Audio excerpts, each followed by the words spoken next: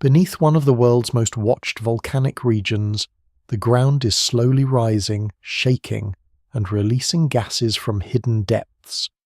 Scientists are tracking every signal, because this is not an ordinary volcano with a single peak. It is a vast caldera beneath towns, coastlines, and ancient ruins, where pressure moves quietly through rock, water, and heat. In this video, the story follows the signs from the surface down into the hidden system below. Stay until the end, like the video, and subscribe to the channel for more calm science documentaries. The Bay of Naples lies quiet under a wide sky, its surface reflecting slow light as it moves across the water.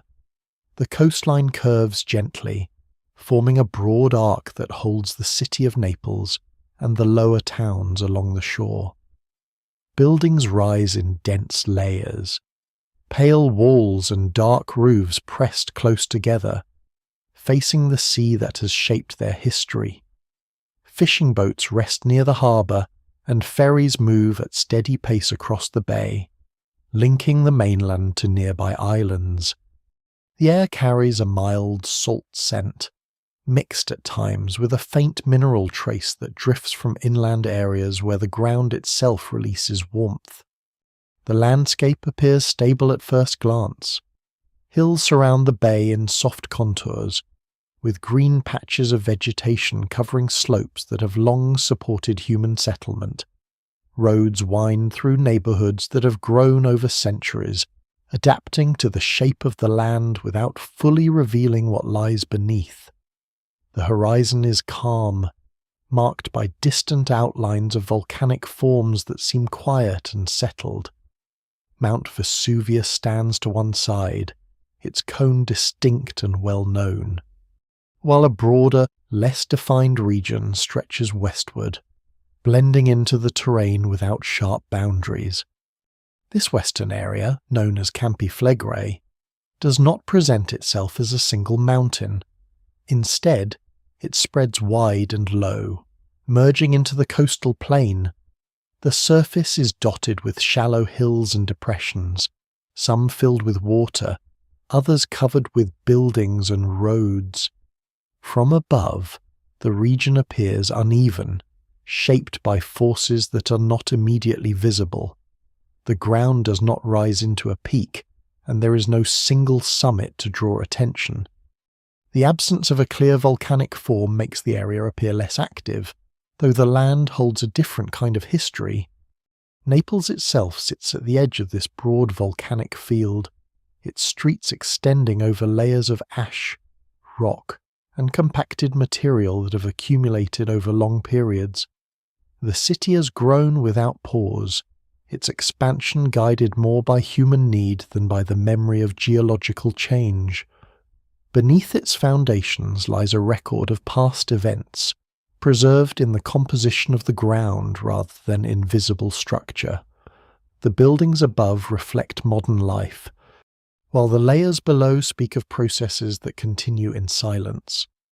The bay acts as a natural boundary, separating land from water while also recording subtle changes over time. Sea level shifts and coastal movement leave traces along the shoreline, though these changes occur slowly, often unnoticed within a single lifetime. The relationship between land and sea is steady but not fixed.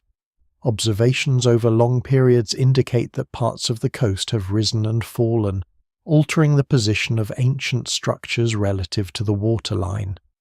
These movements are small when measured over short intervals, yet they accumulate into patterns that reveal the nature of the ground beneath. The calm appearance of the bay masks a deeper structure that extends far below the surface. The Earth's crust in this region is not a single solid block, but a layered system influenced by heat and pressure from below. The visible landscape rests upon this system, shaped by forces that act slowly but persistently. While the sea reflects the sky above, the land holds a connection to processes that originate deep within the planet. The interaction between these layers defines the character of the region, even when no immediate signs are visible. Along the shoreline, daily life continues with regular rhythm. People walk along promenades, markets open and close, and the sound of distant traffic blends with the steady movement of water. These activities unfold on ground that has supported generations, offering stability in the present moment. Yet the same ground has shifted in the past, rising and falling in response to conditions below. The memory of these movements is not always present in daily awareness, but it remains recorded in scientific observation and historical evidence. The atmosphere above the bay changes gradually with time of day. Morning light spreads across the water, soft and even, while evening brings longer shadows that stretch across the surface. The sky often remains clear, allowing distant features to be seen with clarity. On some days, a light haze forms, diffusing the outlines of hills and buildings. These atmospheric variations do not alter the underlying structure of the land, but they influence how it is perceived from the surface. The islands within the bay, including Ischia and Procida, rise gently from the water, their forms shaped by the same geological processes that define the mainland. Their presence adds depth to the landscape, marking points where volcanic activity has reached the surface in the past. The connection between these islands and the broader region is not immediately obvious, yet they share a common origin linked to the movement of heat and material within the Earth's crust. Beneath the calm water and the settled land, a complex system continues to evolve. Heat flows upward from deeper layers, influencing the structure of the crust and the behavior of materials within it. This flow does not always produce visible activity, but it maintains a dynamic state beneath the surface. Observations indicate that this region remains active in subtle ways, even when no eruption or large event is present. The ground responds slowly to these influences, adjusting over time rather than through sudden change. The broad setting of the Bay of Naples, with its calm waters and dense human presence, forms the outer layer of a system that extends inward. The visible environment provides context for understanding the deeper processes that shape the land. It is within this quiet surface that signs of movement begin to appear, not through dramatic events, but through gradual shifts that require careful observation to detect. The landscape holds both stability and change, balanced in a way that allows daily life to continue while deeper forces remain at work. The outer form of Campi Flegrei is not marked by a steep cone or a single central peak. It is a wide caldera, a volcanic depression formed when the ground lowers after large amounts of material are removed from beneath it during major eruptions.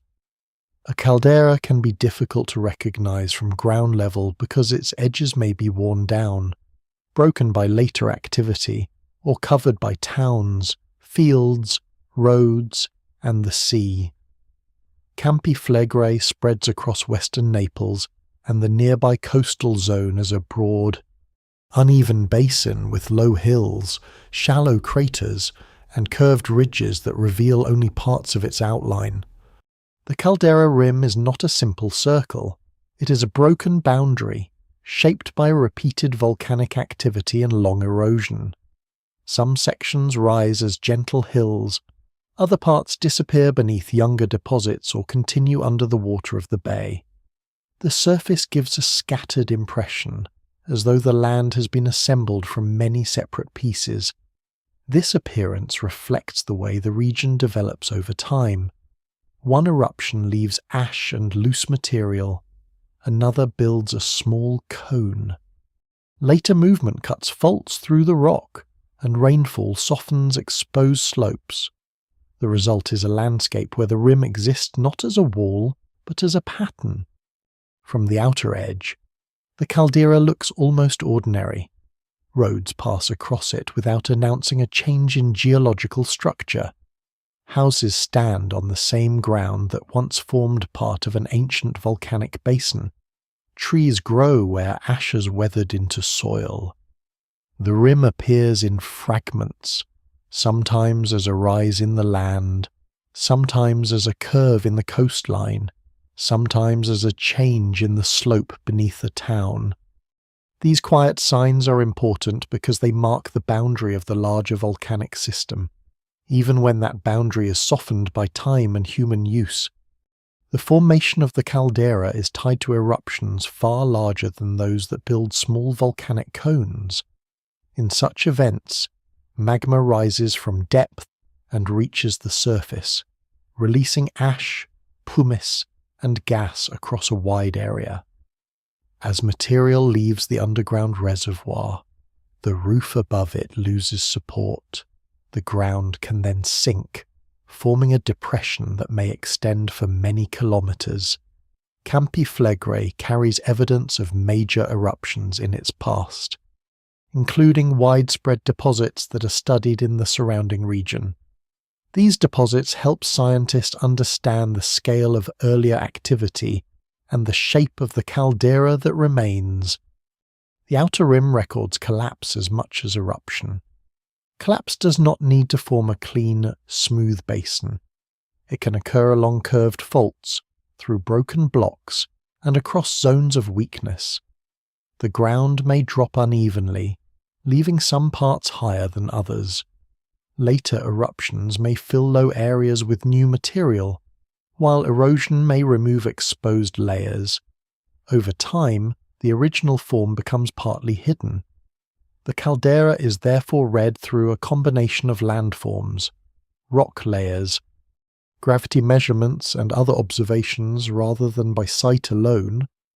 At the surface, the caldera rim separates different kinds of ground. Outside it, older regional rocks and volcanic deposits form a broader foundation. Inside it, the ground is more deeply influenced by repeated eruptions, collapse, uplift, and heat. This does not create a sharp, visible line in every place, but it gives the interior a distinct character.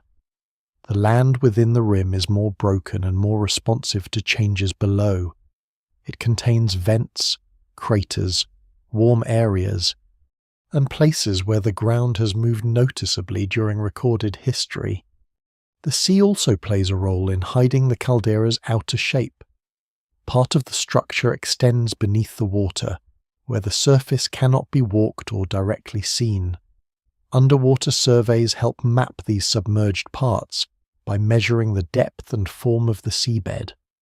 The bay covers slopes, faults, and deposits that belong to the same volcanic system.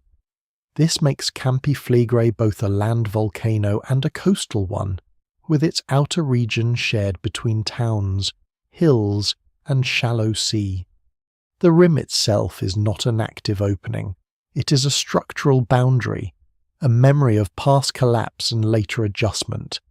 Its importance lies in how it defines the broad setting of the system. Within this boundary, later activity has occurred in many places rather than at one fixed summit. Small volcanic centers have appeared across the caldera floor, creating a scattered field of craters and low cones. This pattern differs from a volcano where eruptions repeatedly build a single high mountain. In Campi Flegrei, the broad depression and its broken rim are the main outer form. Human settlement has softened the perception of this boundary. Streets follow practical routes, buildings cover slopes, walls, gardens, and terraces alter the natural surface. In many places, the eye notices the city before it notices the caldera, yet the underlying form remains present. The position of hills, the curve of roads, and the arrangement of lowlands reflect a terrain shaped by volcanic collapse. The region's geology is not separate from its urban life. It lies beneath it, giving form to the ground on which the city expands. Scientific mapping brings the caldera rim into clearer focus. Rock samples show where volcanic deposits come from. Drilling reveals buried layers, Seismic studies help identify broken zones in the crust. Measurements of gravity and magnetism show changes in density and composition beneath the surface. Each method adds another part of the outline. Together, they show that the caldera is not a vague idea, but a physical structure, partly visible and partly concealed. The outer rim of Campi Flegrei therefore holds the first inward step from the quiet bay toward the active interior. It marks the broad frame of a system that has changed shape through eruption, collapse, erosion, and settlement. The rim is old and incomplete, but it remains meaningful.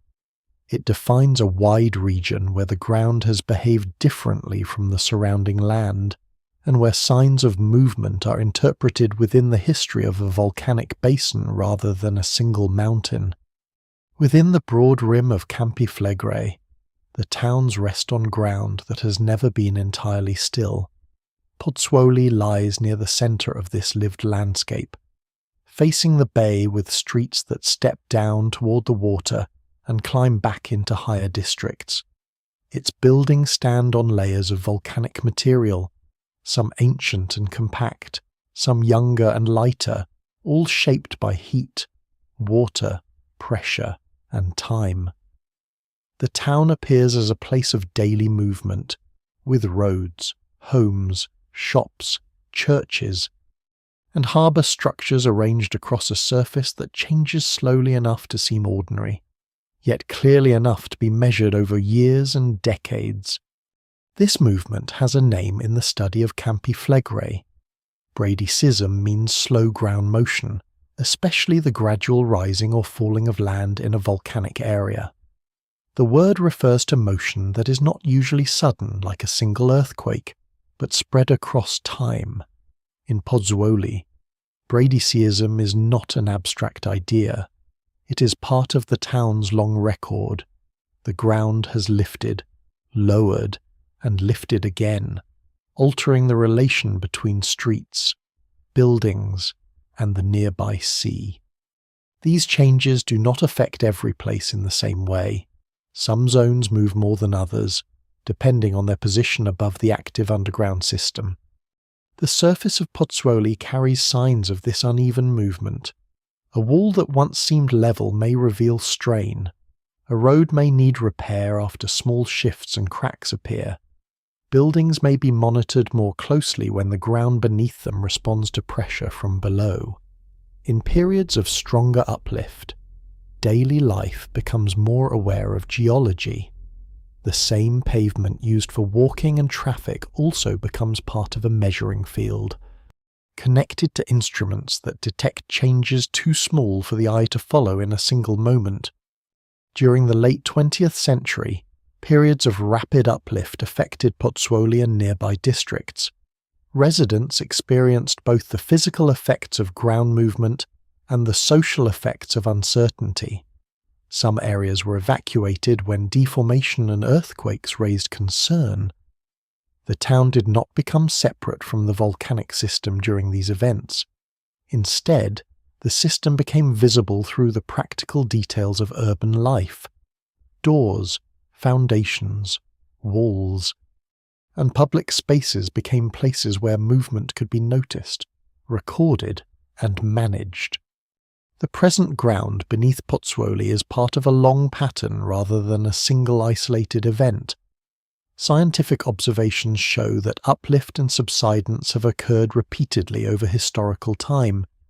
The land can rise when pressure increases beneath the surface, and it can sink when that pressure decreases or when the system adjusts. This does not mean that every uplift leads to eruption. At Campi Flegrei, much movement has occurred without eruptive activity. The connection between ground motion and volcanic behavior is real but not simple. The land records stress, pressure, and fluid movement, while the final outcome depends on several interacting conditions. The town's position near the coast makes these changes easier to recognize. Water provides a steady reference, though sea level itself also changes over longer periods. When land rises, Old shore features may appear higher. When land sinks, lower areas may become more vulnerable to flooding. Harbour structures reveal the relation between human construction and moving ground. A quay built for one level may later stand differently against the sea. These changes are gradual in human terms, but they carry geological meaning because they show that the surface is responding to processes below. Pozzuoli is not alone in this setting. Nearby neighbourhoods and towns also sit within the moving floor of the caldera. The pattern of deformation often has a broad shape, with stronger movement near certain central areas and less movement outward. This pattern is mapped through instruments that compare positions over time. The measurements show that the ground does not move randomly. It bends, lifts, and settles in ways that reflect the structure and pressure sources beneath it. The towns become points on a wider surface, each recording part of the same slow change. Daily life continues across this moving ground because most changes occur gradually. People travel to work, children attend school, and markets open in the morning. The presence of geological unrest does not stop ordinary routines, but it adds another layer to the meaning of place. Buildings are not only homes and workplaces, they are also structures placed on a volcanic surface. Streets are not only paths through a town, they also cross a caldera floor where small changes in height and stress are part of the environment. The relationship between human settlement and moving land requires careful monitoring and planning. Authorities and scientists track ground deformation, earthquake patterns, and gas emissions to understand the state of the system. These observations guide safety decisions, especially during periods when movement becomes faster or earthquakes become more frequent. The goal is not to treat the town as separate from the volcano, but to understand how people live within its active structure. The knowledge is practical, built from instruments, field observations, building assessments, and emergency plans. The townscape itself reveals how long this coexistence has lasted. Ancient remains, modern apartments, roads, and harbour works occupy the same region, showing that people have lived with the changing ground for many centuries. Some evidence comes from visible ruins, some from written records, and some from scientific measurements. Together they show that the caldera floor is not fixed, even when it supports permanent buildings. Its motion is part of the identity of the place. The word stability has a different meaning here. It does not mean complete stillness. It means a managed relationship with change, where gradual movement is observed, interpreted, and prepared for. In Pozzuoli, the land can appear calm on a quiet afternoon, while instruments continue to record tiny shifts. This contrast is central to the outer-lived region of Campi Flegrei. The surface supports normal life, yet it also expresses the slow pressure changes of the volcanic system below. Within this inhabited layer, the ground's movement becomes part of the human landscape. The caldera is no longer only a geological form seen from maps or hills. It is the surface beneath streets and homes, the floor under a harbour, the slope beneath old stones and newer walls. Pozzuoli and its neighbouring towns show how a volcanic system can be both active and lived in, both measured by science and woven into ordinary days. The movement remains slow, but it is enough to remind the region that the ground beneath the town is part of a deeper process still unfolding. Along the coast of Pozzuoli, the meeting place between land and sea preserves a quiet record of motion. The shoreline appears simple when viewed from a distance, with water touching stone, sand, harbour walls, and low coastal structures. Yet this edge is one of the clearest places where slow ground movement leaves evidence. The sea forms a near-level surface against which changes in the land can be noticed. When the ground rises, old marine marks move upward. When the ground sinks, the water reaches farther into places that once stood dry. In this coastal band, the history of Campi Flegrei becomes visible through stone, shells, columns, and ancient walls. The most familiar example is the ancient Roman market building often called the Macellum of Pozzuoli. Its standing columns show bands of holes made by marine organisms that once lived at sea level. These marks appear above the present ground, showing that the columns were at one time lowered into the reach of seawater and later lifted again.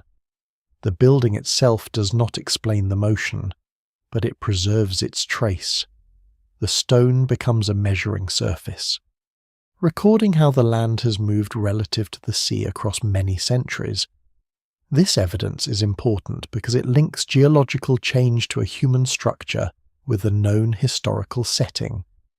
The holes in the columns were made by boring marine mollusks, small organisms that live in shallow seawater and cut into limestone and other suitable rock. Their presence at certain heights shows where the sea once stood against the structure. The pattern does not require dramatic interpretation. It shows that the building was not always in the same position relative to the water. At some time after its construction, the land sank enough for the sea to enter and remain around parts of the structure. Later, the land rose again, leaving the marine marks above the reach of ordinary tides. This is one of the clearest coastal signs of bradycism in the region. The coastal record is not a single line, but a layered history. Different marks belong to different periods. Some evidence comes from ancient ruins, some from beach deposits, some from changes in harbour use, and some from written observations. Together, these records show that the shoreline around Pozzuoli has shifted many times. The changes do not follow a simple rhythm. Periods of sinking and rising vary in speed and size. Observations indicate that the system can remain relatively quiet for long intervals, then enter phases of stronger movement. The coast records these phases because even small changes in height alter the contact between sea and land. Roman builders did not place their structures with knowledge of modern volcano monitoring, but their stonework now serves as an unintended archive. Walls, floors, and columns preserve positions that can be compared with the present, where old harbour features no longer match the water level. The mismatch carries information. Where marine deposits appear above current sea level, they point to uplift. Where submerged remains lie below the water, they may indicate sinking, sea level change, or both. Careful interpretation is needed because the sea itself has changed over long timescales. Still, the repeated rise and fall of this coast is well supported by many kinds of evidence. The shoreline also shows how volcanic movement affects ordinary coastal space. A harbour depends on depth, access, and stable edges. When the land rises, water near a quay may become shallower. When land sinks, low structures may face greater flooding. These changes influence how people use the coast. A place built for one relation with the sea may later require repair, adjustment, or abandonment. The ground does not need to break violently to alter human use. A slow vertical shift can change drainage, foundations, docks, and roads near the water. The coast near Campi Flegrei is shaped by more than volcanic motion alone. Waves erode exposed edges, storms move sand and stones, currents reshape beaches. Human construction modifies the shoreline with walls, piers, and filled land. These processes can hide or confuse the signs of bradycism. A beach may be rebuilt, a harbour may be dredged, a wall may cover older deposits. For this reason, scientists study many forms of evidence together rather than relying on one visible feature. The strongest understanding comes from combining archaeological remains, geological layers, historical descriptions, and modern measurements. In this outer coastal region, the sea becomes a slow instrument. It touches the land every day, marking height through erosion, biological growth, and sediment. It does not record with numbers, but it leaves physical traces. Modern instruments can measure movement with high precision, yet the coast provides a longer memory. Ancient structures show that the ground has moved for far longer than recent monitoring has existed. This long memory helps place present changes within a wider pattern. It shows that uplift and subsidence are not new events, but recurring behavior of the caldera floor. The coastal clues also show that volcanic systems can act without producing lava or ash. A visitor may see no eruption, no open crater, and no glowing rock. Still, the land may be responding to pressure changes beneath the surface. The shoreline makes this response easier to understand because it turns vertical motion into visible evidence. A few meters of change over centuries can leave marks that endure in stone. These marks are not sudden warnings by themselves.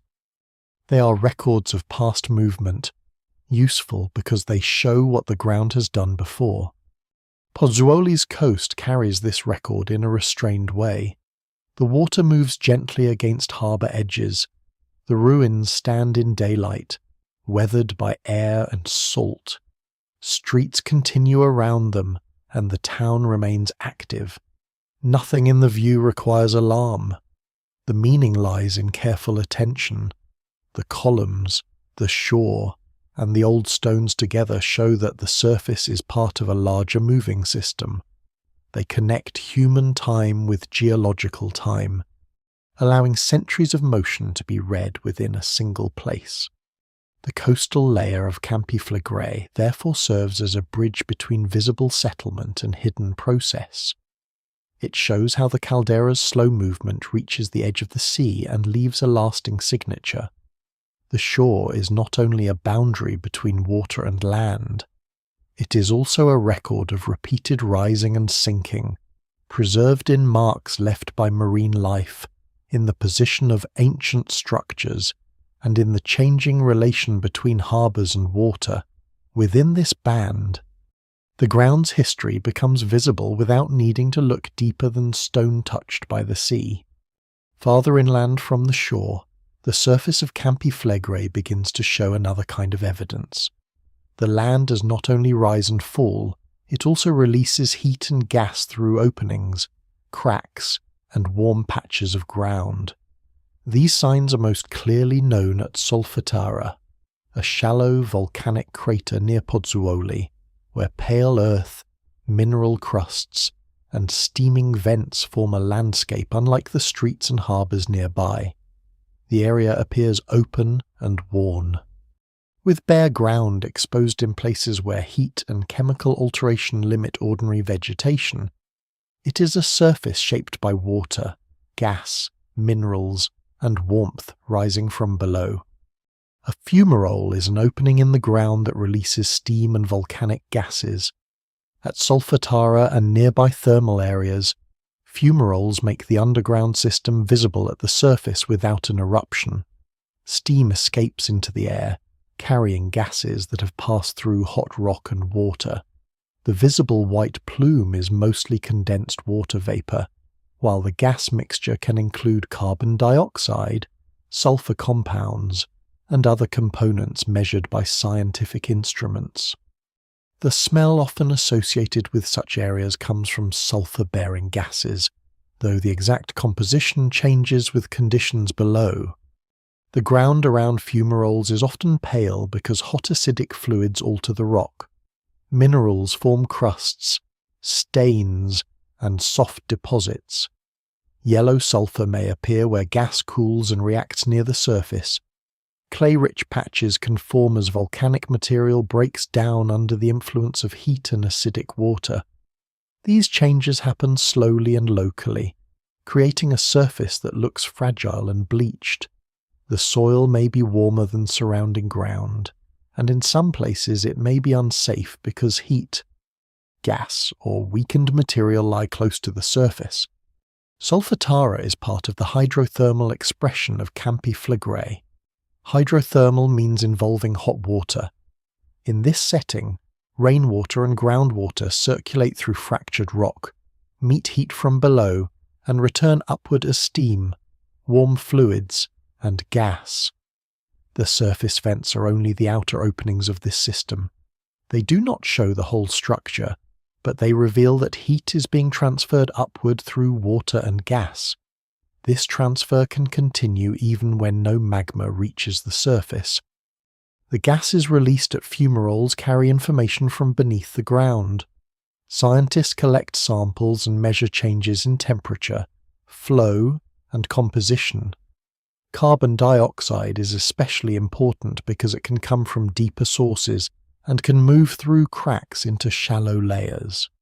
Sulfur gases provide additional clues about chemical reactions and heat. Changes in gas ratios can suggest shifts in pressure, temperature, or the contribution of deeper fluids. These signals are not interpreted alone. They're compared with earthquake activity, ground movement, and other observations to understand the state of the system. The surface heat at Solfatara does not spread evenly. Some areas remain cool enough for plants and paths, while others are warm, steaming, or chemically altered. This unevenness reflects the pathways underground. Gas and steam rise more easily along fractures, porous zones, and weak layers. Where the path is open, heat reaches the surface more directly. Where rock is less permeable, fluids may be trapped or redirected. The pattern of vents can therefore shift over time as cracks open, close, or become sealed by mineral deposits. A thermal field like Solfatara can appear quiet because its activity is continuous rather than sudden. Steam rises in a steady way, and mineral surfaces change gradually. Yet this quiet activity is part of an active volcanic system.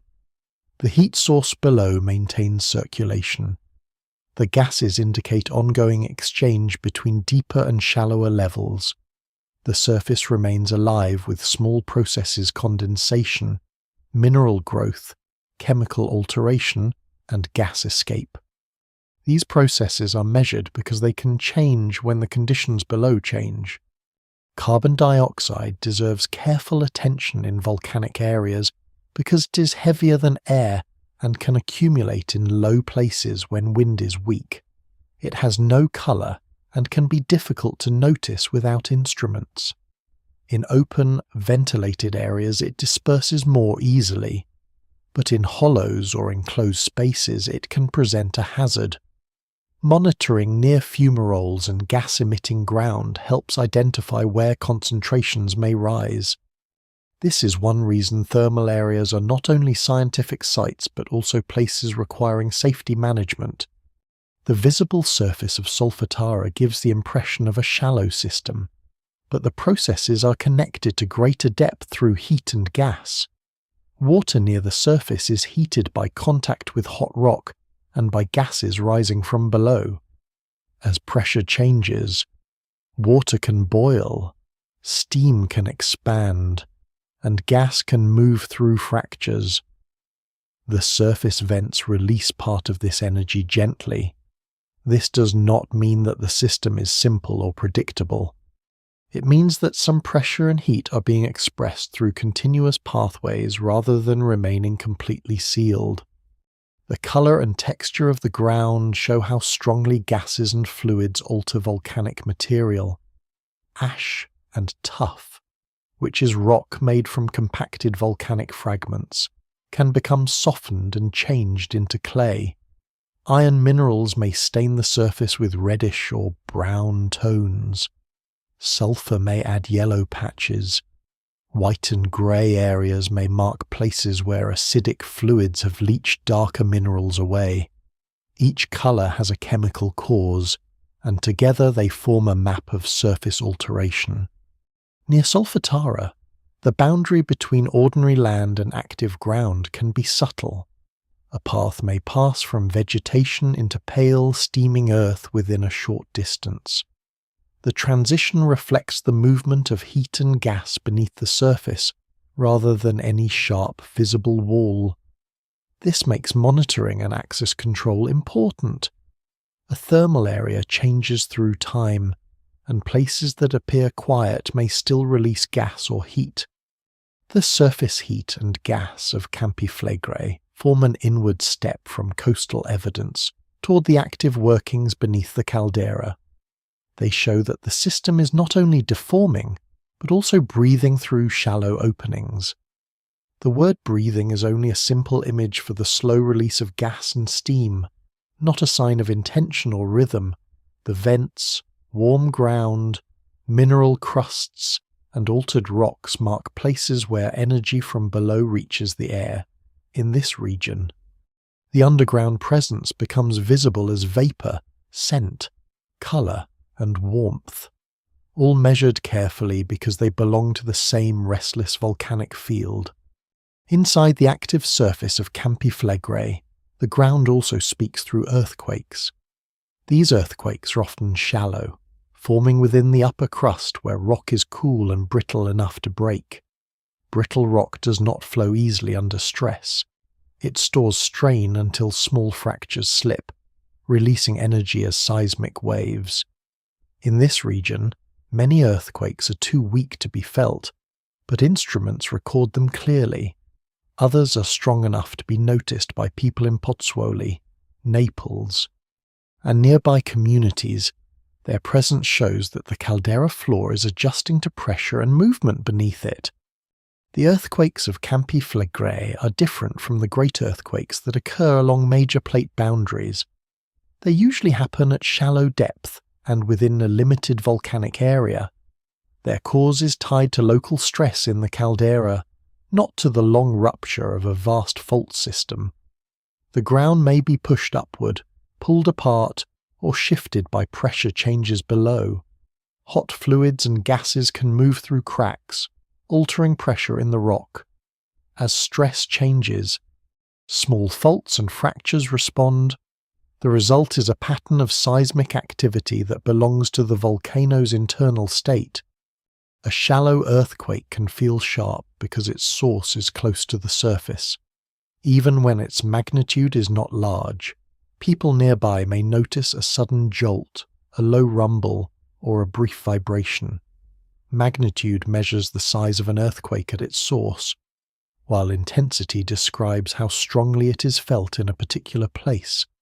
In a volcanic caldera, a moderate shallow event can be locally disturbing because the waves have little distance to travel before reaching homes, streets, and buildings. The effect depends on depth, location, building conditions, and the nature of the ground. The upper crust beneath Campi Flegrei contains many zones of weakness. These include old faults, fractures from past collapse, cracks opened by uplift, and altered rocks affected by hot fluids. When pressure increases within the system, these weak zones may slip more easily than intact rock.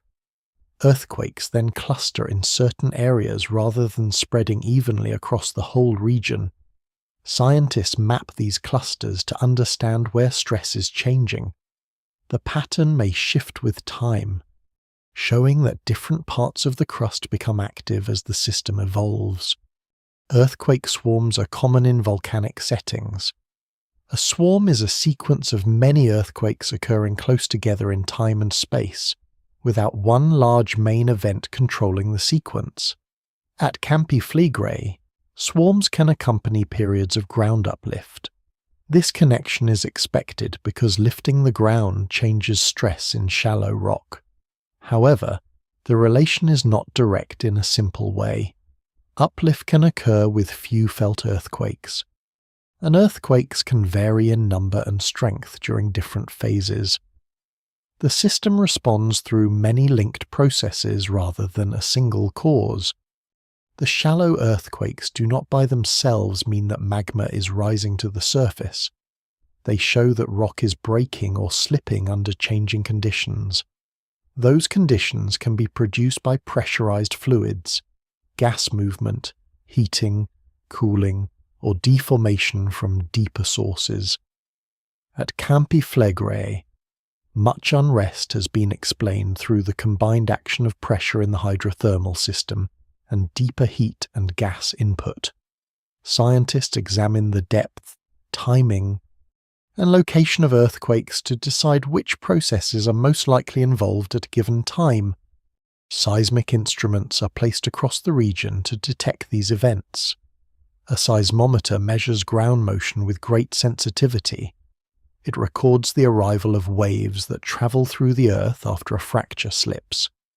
By comparing arrival times at different stations, scientists locate the earthquake source. They estimate its depth and magnitude, then add it to a growing record. This record becomes a map through time, showing where the crust is most active and how the activity changes during periods of unrest. The depth of earthquakes is especially important. Very shallow events may reflect stress near the surface or within the hydrothermal layer. Slightly deeper clusters may show where pressure is being transferred through stronger rock. If earthquake locations migrate, scientists examine whether the movement follows known structures, pressure changes, or fluid pathways. These interpretations require caution because the crust is complex. A cluster can suggest a process without proving it alone. The most reliable understanding comes from comparing seismic data with deformation, gas, and temperature observations. The rocks beneath the caldera are not uniform. Some are hard volcanic deposits, some are softer ash layers, and some have been changed by heat and fluids. This variation affects how fractures grow and how seismic waves travel. Altered rock may be weaker than fresh rock. Layers with different strength may concentrate stress at their boundaries. Faults inherited from older collapse events may guide movement. The shallow crust acts as a broken shell rather than a smooth plate, and the earthquakes mark points where that shell adjusts.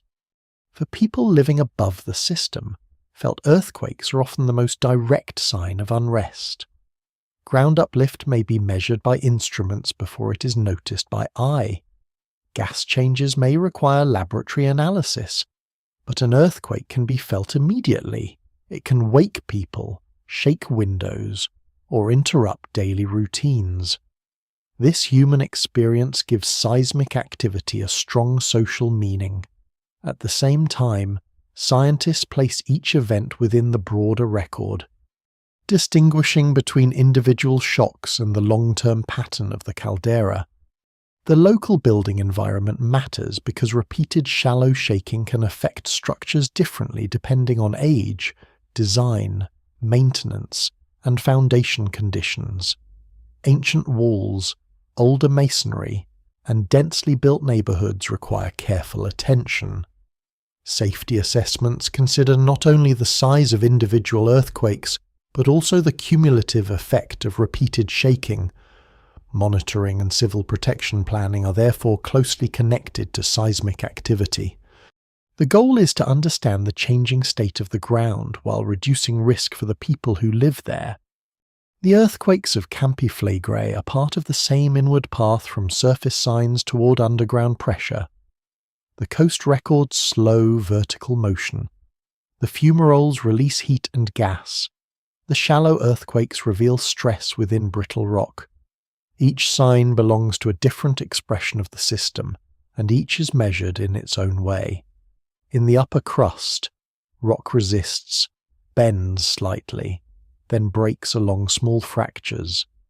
These breaks are brief, but they show that the caldera floor is not passive. It is adjusting piece by piece to forces that continue to act beneath the inhabited surface. Across Campi Flegrei, the motion of the ground is measured with instruments that turn slow change into precise numbers. The land may seem still from 1 hour to the next, yet modern monitoring can detect shifts of only a few millimeters. These measurements are essential because the caldera does not always show its activity through visible cracks, steam, or felt earthquakes.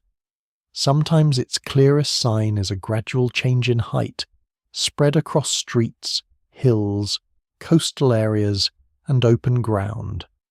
The surface becomes a broad measuring field, and the pattern of uplift or sinking helps reveal how pressure changes beneath it. One important method uses satellite radar. A satellite passes above the same region many times, sending radar pulses toward the Earth and recording the returning signal. By comparing images from different dates, scientists can detect small changes in the distance between the satellite and the ground. This method is known as interferometric synthetic aperture radar, often shortened to INSAR. It allows wide areas to be measured at once, including urban districts, roads, slopes, and open land. The result is not a simple photograph but a deformation map, showing where the ground has moved and how movement varies across the caldera. Satellite measurements are especially useful at Campi Flegrei because the deformation affects a broad area. The ground does not rise like a narrow spike. It bends over many kilometers, with stronger uplift often concentrated near the central part of the system and lower movement outward. From the surface, this bending is difficult to perceive. A person standing on a street cannot easily see that the whole district has shifted upward relative to its earlier position. Radar measurements make this slow bending visible, converting tiny changes into patterns that can be studied. Another major method uses Global Navigation Satellite System stations, often called GNSS stations. These instruments receive signals from satellites and calculate their exact position on the ground. When a station is fixed to stable equipment, changes in its position over time show how the land beneath it moves. The stations measure both vertical and horizontal motion. At Campi Flegrei, this helps scientists see not only whether the ground rises, but also whether it spreads outward, contracts, or shifts in particular directions. Such movement provides clues about the shape and depth of the pressure source below. Tiltmeters add another kind of information. A tiltmeter measures tiny changes in the slope of the ground. If part of the caldera lifts more than another part, the surface tilts by a very small amount. This can be too slight for human senses, yet meaningful for understanding deformation. Tilt measurements help detect changes in near real time and can show how the ground responds during phases of unrest. Like other instruments, tiltmeters do not stand alone. Their value increases when compared with satellite and ground position data. The pattern of deformation at Campi Flegrei has been studied for decades, giving scientists a long record of uplift and subsidence. During some periods, the ground rises more quickly. During others, it slows, pauses, or sinks. This record shows that uplift can occur without eruption, and that the system may release or redistribute pressure in different ways. The existence of uplift does not provide a simple prediction. It is a signal of changing conditions, requiring careful interpretation alongside earthquakes and gas measurements. The location of maximum uplift is important. If the strongest rise occurs near a known central area, it may indicate inflation beneath that part of the caldera. Inflation means swelling caused by increased pressure below the surface. In a volcanic system, pressure may come from magma, gas, hot water, or the expansion of fluids in fractured rock. The shape of the uplift can help estimate the depth and size of the pressure source, but different sources can produce similar surface patterns. For this reason, models are tested against multiple types of data rather than accepted from deformation alone. Deformation models simplify the underground system in order to understand it. A model may represent the pressure source as a sphere, a flat crack, or another shape within the crust. Scientists compare the predicted ground movement from the model with the measured movement at the surface. If the model fits, it becomes a useful explanation, though not a perfect image of the real underground structure. The actual crust beneath Campi Flegrei is layered, fractured, heated, and altered, making it more complex than any single model can capture. The measurements also reveal how deformation changes through time. A rise that continues steadily suggests a different condition from a rise that accelerates, slows, or changes shape. If uplift is accompanied by more earthquakes, the shallow crust may be reaching new stress levels. If gas composition also changes, deeper fluid input may be involved. If deformation continues while seismic activity stays limited, pressure may be distributed differently. These comparisons help scientists avoid relying on one sign alone. The urban setting creates both challenges and advantages for measurement. Buildings, roads, and human activity can interfere with some observations, but they also provide many stable surfaces for radar reflection. Satellite radar often works well in cities because hard surfaces reflect signals consistently. Ground stations can be installed in selected places and maintained over time. The dense population makes monitoring more urgent. While the built environment provides fixed points that help record movement, a single measurement is rarely enough. The meaning lies in repeated observation. A height recorded once only describes a moment. A sequence recorded over months and years shows motion. At Campi Flegrei, the measured surface becomes a time series, a record of how the ground changes from one survey to the next.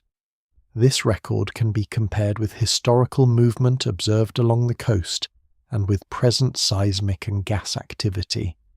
The long view and the modern view support each other. The precision of instruments does not remove uncertainty. Measurements can be accurate while their cause remains open to interpretation. The ground may rise because pressure increases in a shallow hydrothermal system. It may also respond to deeper magma-related input that supplies heat and gas without moving toward eruption. These possibilities are studied carefully because they carry different meanings. Observations indicate movement, while the exact balance of causes may remain uncertain. Ground uplift measurements form a quiet but central layer in understanding Campi Flegrei.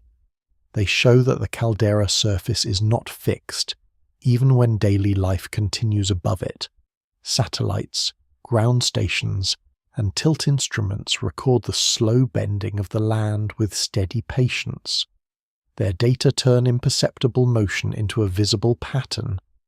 Within that pattern, scientists read the changing pressure of the volcanic system, not as a single answer, but as one essential part of the deeper structure beneath the towns and coast. Beneath the measured surface of Campi Flegrei lies a shallow layer where hot water, steam, and gas move through fractured rock. This is the hydrothermal layer, a zone shaped by heat from below and water from above. Rainfall enters the ground through porous deposits and cracks. Seawater may also influence parts of the coastal system. As this water descends, it encounters warmer rock and rising gases. It changes temperature, pressure, and chemistry, then moves again through the openings available to it. The layer is not a lake or a single chamber. It is a complex network of wet stone, open fractures, sealed pores, steam pockets, and mineral-filled pathways. The word hydrothermal describes the connection between water and heat. In Campi Flegrei, this connection is central because much of the surface activity can be explained through the behavior of hot fluids. Water in the shallow crust can carry heat upward more efficiently than solid rock alone. It can dissolve minerals, alter volcanic deposits, and release steam where pressure drops. It can also respond strongly to changes in pressure from deeper levels. A small change below may be transmitted through fluids, causing measurable effects near the surface. The rocks in this layer are varied. Some are loose or weak volcanic deposits, others are more compact tuff, formed when ash and fragments from past eruptions become hardened. Some layers are rich in clay because hot acidic fluids have changed the original minerals. Clay can reduce permeability, which means it limits how easily fluids pass through. Where less permeable layers overlie hotter zones, pressure may build below them. Where fractures cut through these layers, steam and gas may rise more directly. The structure is therefore uneven, with open paths in some places and barriers in others. Heat enters the hydrothermal layer from deeper parts of the volcanic system. This heat does not need to arrive as magma close to the surface. It can be transferred by hot rock, by gases rising from deeper reservoirs, and by fluids moving through fractures. As groundwater warms, it expands and may begin to boil if pressure conditions allow. Boiling separates liquid water from steam and changes the chemistry of the remaining fluid. Steam moves differently from liquid water. It can travel through openings, condense in cooler zones, and release heat as it becomes liquid again. Gas is another important part of this layer. Carbon dioxide can rise from deeper sources and pass through water and rock. Sulfur-bearing gases may react with water to form acidic fluids that alter minerals. These reactions create some of the pale, softened, and coloured ground seen at the surface. Gas can also increase pressure within pores and fractures. When pressure rises in a confined part of the hydrothermal system, nearby rock may deform or fracture. This can contribute to shallow earthquakes and ground movement, especially where the crust is already weakened. The hydrothermal layer changes over time because its pathways are not permanent. Minerals can precipitate from hot fluids and seal cracks. A sealed crack may block flow and allow pressure to rise. Later, stress may reopen the same pathway or create a new one. Earthquakes can increase permeability by breaking rock, while mineral growth can reduce it again. This continual opening and closing gives the system a changing internal pattern, even when the surface appears steady. The movement of fluids below may be shifting through small adjustments. The pressure within this layer is controlled by several factors. Temperature matters because hotter fluids expand and can produce steam. The amount of incoming gas matters because gas adds volume and pressure. The strength of the surrounding rock matters because weak or fractured rock may open more easily. The permeability of pathways matters because fluids under pressure behave differently when they can escape than when they are trapped. These factors interact, making the hydrothermal layer active and sensitive. When pressure increases in the hydrothermal system, the surface may respond. The ground can lift slightly if pressurized fluids push against the surrounding rock. Small earthquakes may occur if fractures slip. Fumaroles may change in temperature or gas composition. The changes may be gradual or occur in pulses. None of these signs alone gives a complete explanation, but together they show how shallow fluids affect the caldera. This is why hydrothermal processes are studied closely at Campi Flegrei. They can produce noticeable unrest without requiring magma to break through the crust. The depth of the hydrothermal layer varies across the caldera, and its boundaries are not sharply defined. It grades from cooler groundwater near the surface into hotter regions below. In some areas, fluid circulation may be strong and open. In others, clay-rich alteration may form a cap that traps heat and pressure.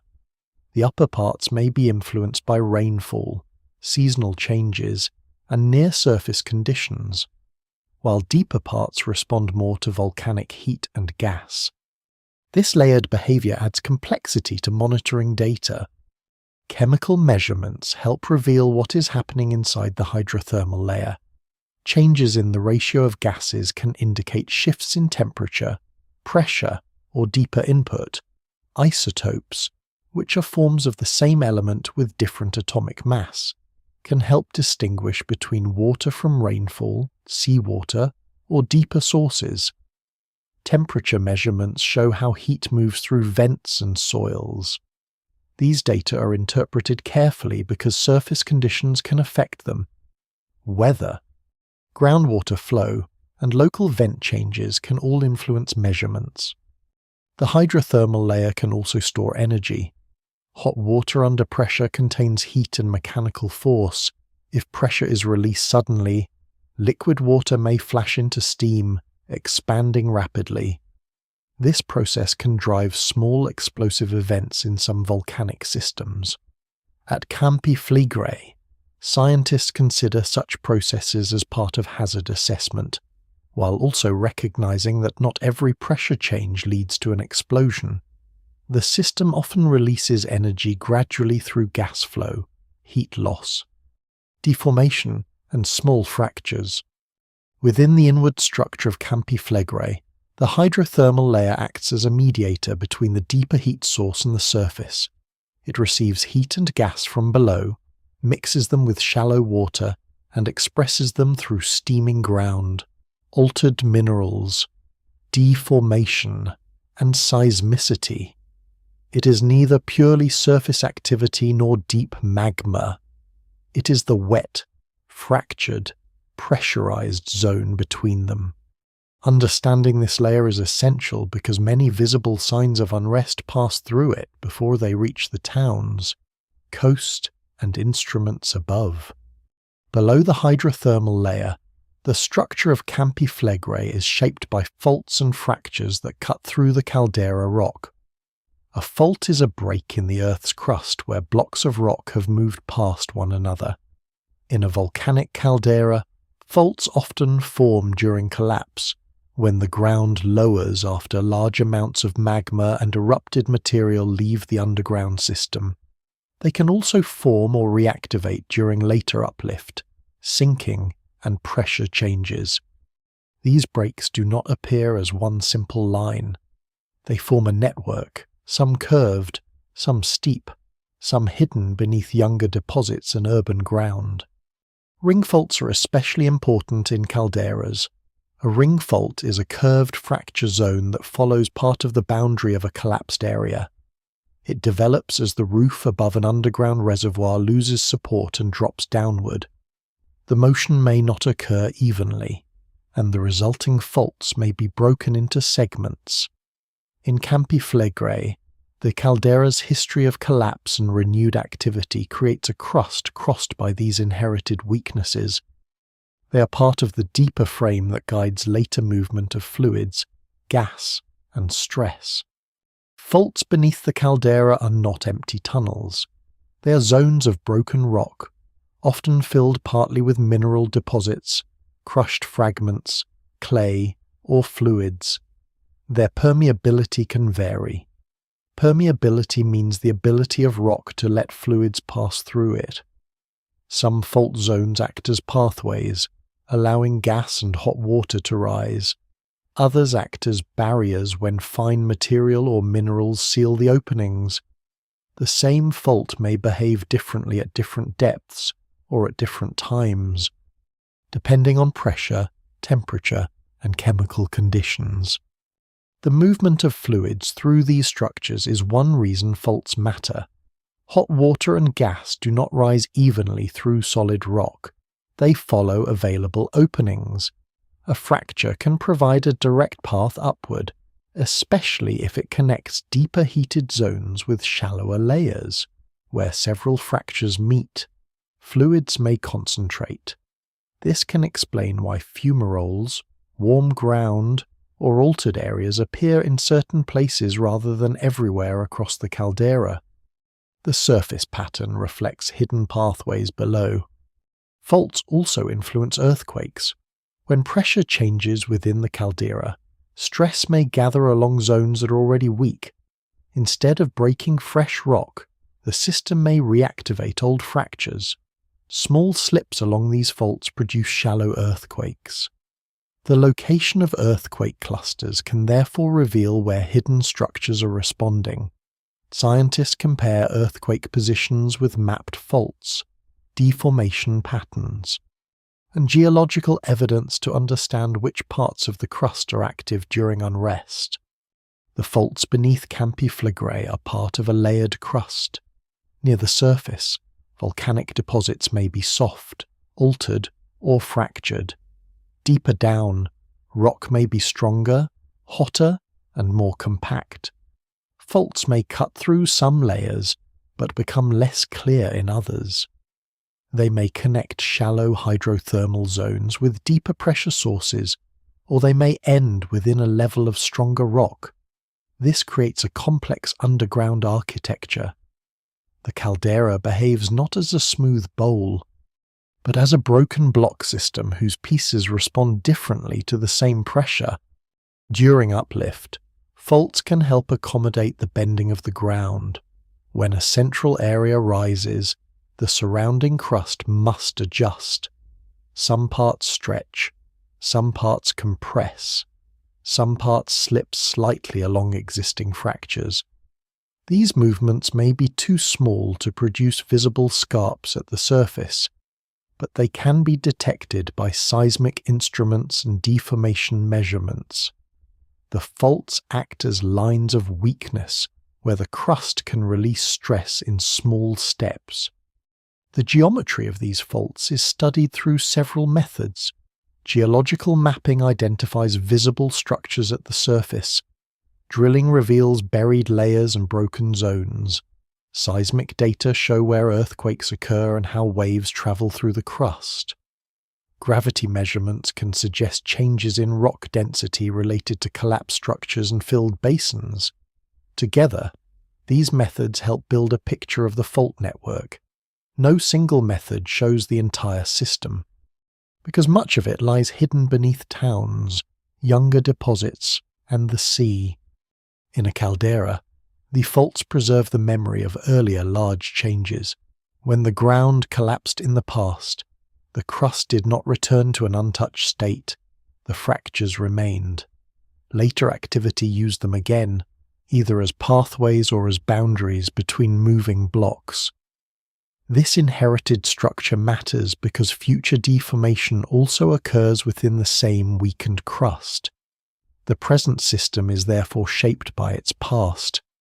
The faults are old features, but they remain relevant because they continue to influence how pressure is transmitted and released.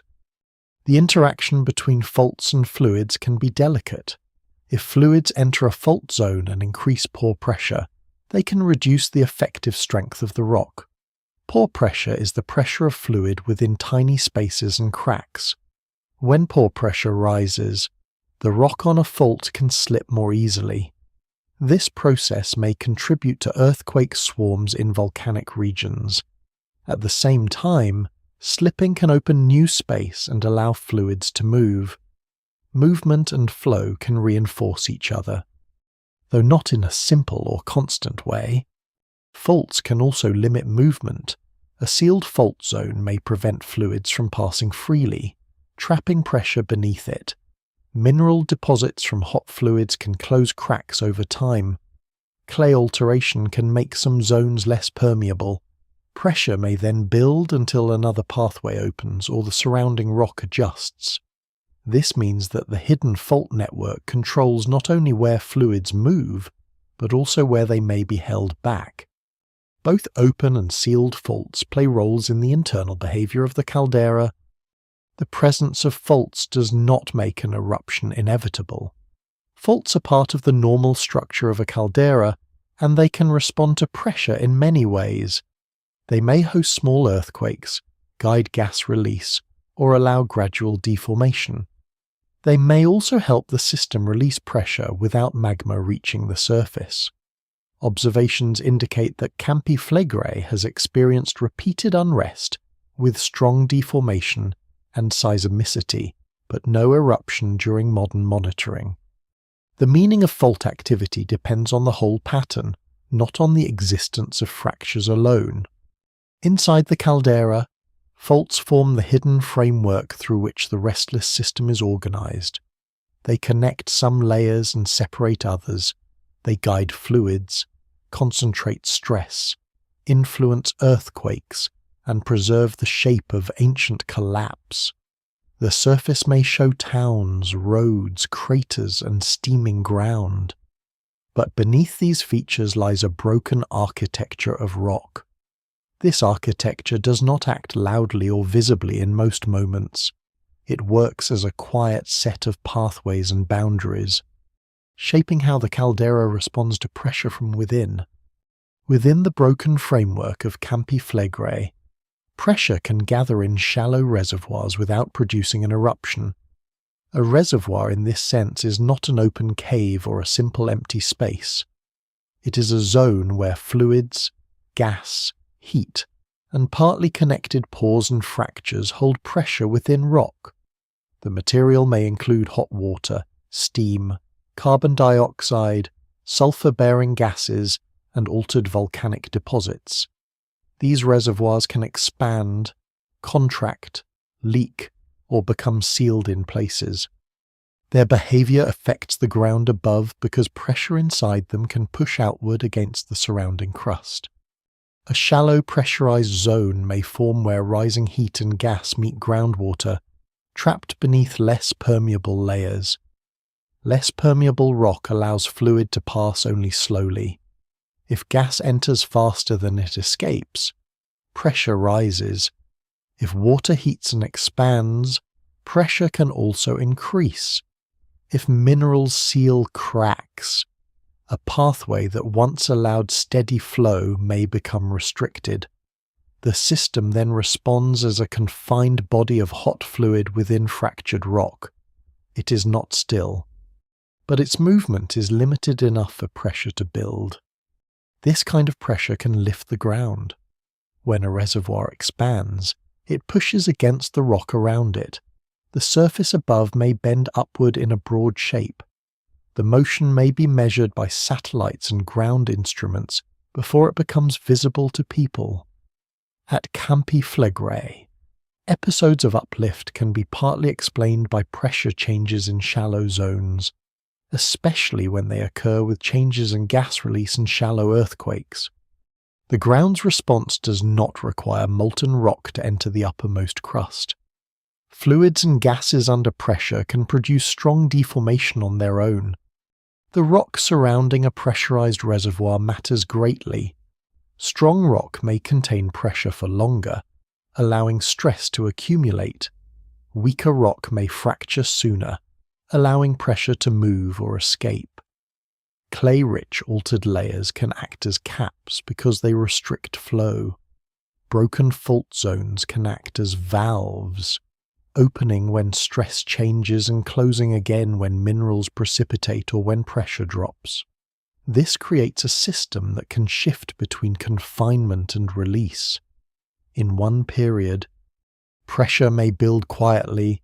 In another, gas may escape more freely through vents and fractures. Steam plays an important role in shallow pressure. Liquid water expands when heated, and when it boils, it becomes steam with a much larger volume. Whether boiling occurs depends on temperature and pressure. At depth, water can remain liquid even at temperatures above the ordinary boiling point at the surface, because pressure is higher. If pressure falls, some of that hot water can flash into steam. This change can increase local pressure rapidly. Though the effects depend on how much water is present and how well the system is sealed. In many cases, the energy is released gradually through vents, heating, and small fractures. Gas from deeper levels can also pressurize shallow reservoirs. Carbon dioxide moves easily compared with many dissolved substances, and it can pass through water and rock fractures. When it accumulates beneath a cap or within a low permeability zone, it contributes to pressure. Sulfur-bearing gases may react with water and rock, altering minerals and changing permeability over time. These chemical processes can either open pathways by dissolving minerals or close them by forming new deposits. The reservoir is therefore chemical as well as mechanical. The shape of the pressure source influences the deformation pattern at the surface. A compact source may produce a different pattern from a long crack or a broad, shallow layer. Scientists use models to compare possible source shapes with measured uplift and horizontal motion. A good model can estimate depth, volume change, and position, but it remains a simplified representation. The real reservoir may be irregular, connected to faults, divided into compartments, and changing through time. The model helps organize the evidence, while observations continue to test it. Pressurized reservoirs also influence earthquake activity.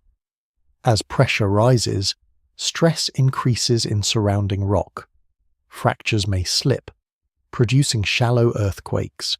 If fluids enter cracks, pore pressure may reduce friction along small faults, allowing them to move more easily. Earthquake swarms can therefore occur as the rock adjusts to a changing reservoir. The depth and location of these earthquakes helps scientists identify which parts of the crust are responding. If events remain shallow, a hydrothermal pressure source may be important. If deeper patterns change, other processes may be involved. The release of pressure can happen in several ways. Gas may escape through fumaroles, fluids may migrate into new fractures, the ground may deform, absorbing some of the pressure through bending and cracking. Earthquakes may open pathways that allow a temporary drop. A period of uplift may slow if the system finds more efficient routes for gas and steam to leave. It may also continue if deeper input remains strong or if shallow pathways become sealed again. This balance is delicate and variable. A pressurized shallow reservoir can create signs that resemble deeper volcanic unrest. It can lift the ground, trigger earthquakes, change gas emissions, and heat the surface. This is why interpretation requires care. The presence of these signals does not automatically mean that magma is moving toward eruption. It means that the caldera system is under changing pressure at Campi Flegrei. Scientific studies consider both hydrothermal pressure and deeper magmatic input because the shallow system may be driven by heat and gas rising from below, even when molten rock remains deeper. The distinction between shallow pressure and eruption is important. An eruption requires magma or fragmented material to reach the surface through a pathway. A shallow reservoir of hot water and gas may produce unrest without that pathway forming. It may also release pressure through non-eruptive processes. However, because the shallow system is connected to deeper heat and gas, it cannot be ignored. It is part of the chain through which deeper changes may be expressed at the surface. In the inward structure of Campi Flegrei, pressurized reservoirs occupy a sensitive middle space. They are deeper than visible fumaroles but shallower than the main heat source. They respond to gas, water, rock strength, and sealed pathways. They can bend the ground and shake the upper crust while remaining hidden. Their presence helps explain why the caldera can seem calm on the surface while instruments record movement. Beneath the towns and altered ground, pressure gathers in fractured wet rock, not as a single dramatic force, but as a gradual and measured strain held within the shallow crust. Below the shallow pressurized zones, the source of heat and gas extends into deeper parts of the crust, where magma exists or has existed in a partially molten state. Magma is rock that has melted due to high temperature and pressure. It is not always a fully liquid body. In many volcanic systems, including Campi Flegrei, magma can exist as a mixture of melt, crystals, and gas. This mixture may be stored in reservoirs that are not simple cavities, but regions of the crust where temperature remains high enough to keep part of the rock in a softened or molten condition. The depth of this magmatic system is greater than that of the hydrothermal layer. It lies beneath the shallow faults, altered rocks, and circulating fluids. Heat rises from this deeper region and drives the processes above. Even when magma does not move toward the surface, it can release gas and heat into the surrounding rock. These outputs travel upward through fractures and permeable zones, feeding the hydrothermal system and influencing pressure in shallow reservoirs. The connection between depth and surface is therefore continuous, though it may not be direct or rapid. Magma beneath Campi Flegrei is understood through indirect observation. It cannot be seen directly, but its presence is inferred from seismic data, ground deformation, gas composition, and thermal studies. Seismic waves travel differently through hot or partially molten rock than through cooler, solid material.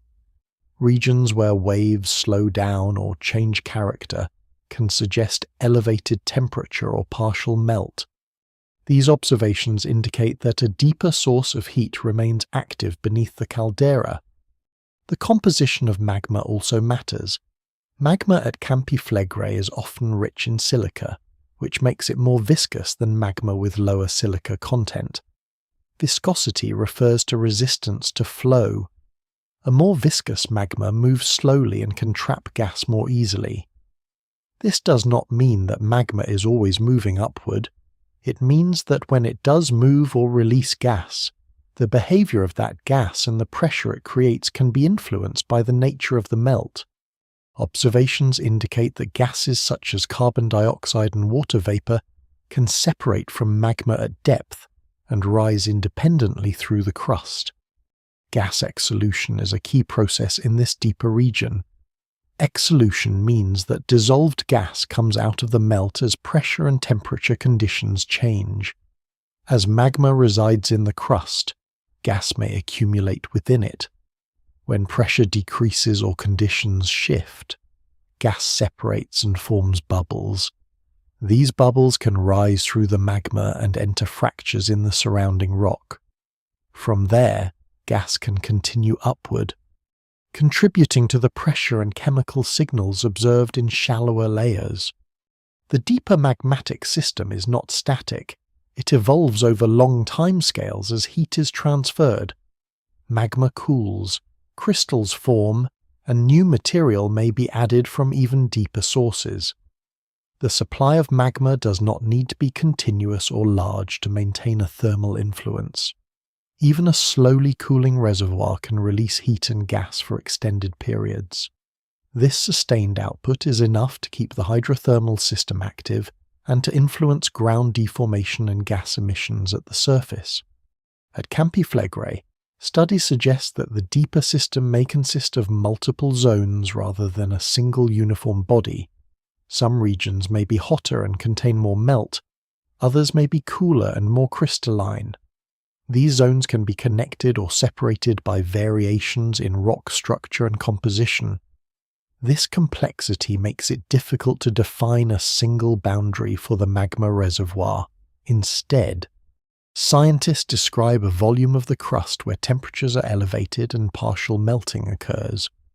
The depth of this system provides a degree of separation from the surface. Heat and gas must travel through several layers before reaching the ground above. Each layer modifies the signal. Some gas may be absorbed into fluids, some heat may be lost, some pressure may be redistributed. This means that surface observations reflect a filtered version of deeper processes. The connection is real, but it is not a direct mirror. Careful interpretation is required to relate shallow signs to deeper conditions. When magma remains at depth, it can still influence the stability of the system.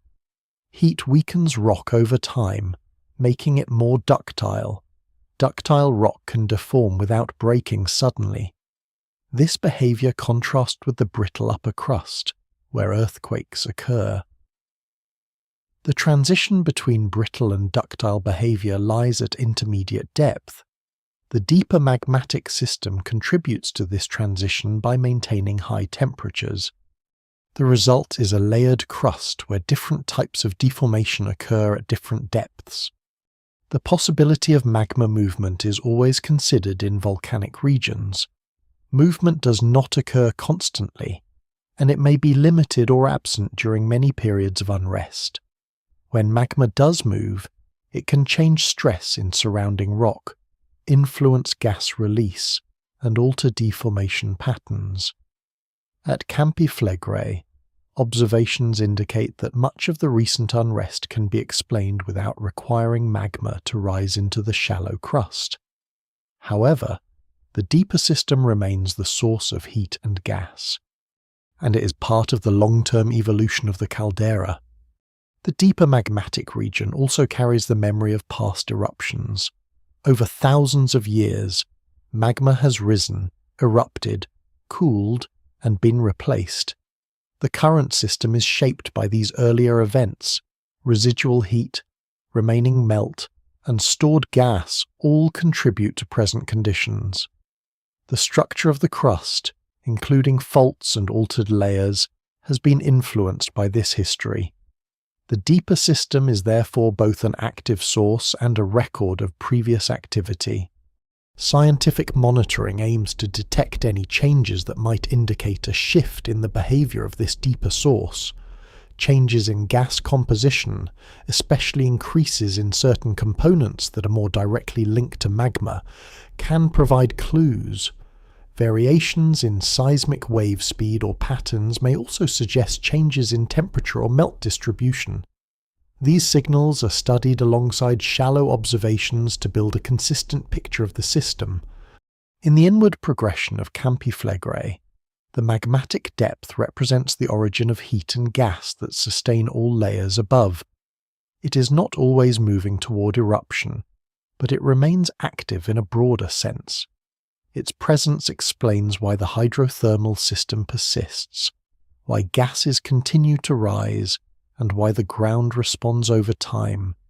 Beneath the faults, fluids, and pressurized zones, this deeper region maintains the energy of the caldera, shaping its behavior through a steady and often unseen influence. The deep structure of Campi Flegrei cannot be understood only through its present heat and gas. It also carries the memory of older eruptions and collapses that shaped the caldera into its current form. This memory is held in rock layers, buried deposits, fractured blocks, and the uneven arrangement of the crust. Each past event leaves material behind or changes the structure of the ground. Over long time, these changes become the framework through which present pressure, fluids, and heat must move. The most powerful events in the history of Campi Flegrei are not remembered as single visible cones. They are recorded as widespread deposits produced by large explosive eruptions. Explosive eruptions occur when gas-rich magma fragments violently, sending ash, pumice, and hot mixtures of gas and rock into the air and across the land. Some deposits spread far beyond the caldera itself. They form layers that can be studied in cliffs, quarries, drill cores, and natural exposures. These layers show that the system has produced very large eruptions in the past, though such events are rare on human timescales. One of the most important older deposits is known as the Campanian ignimbrite.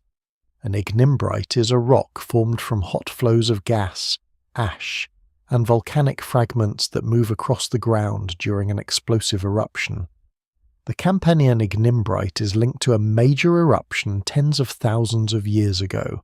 It spread volcanic material across a wide area and is associated with a large collapse of the ground. This event helped create part of the caldera structure that later activity inherited. The exact details of the eruption and collapse are studied through field evidence, geochemistry, and dating methods. Another major deposit is the Neapolitan yellow tuff, formed by a later large eruption. Tuff is rock made from compacted volcanic ash and fragments. The Neapolitan yellow tuff is important because it is widespread around Naples and Campi Flegrei, and because it marks another major stage in the evolution of the caldera. Its yellowish colour comes from alteration of the original volcanic material, especially where water and minerals change the ash after deposition.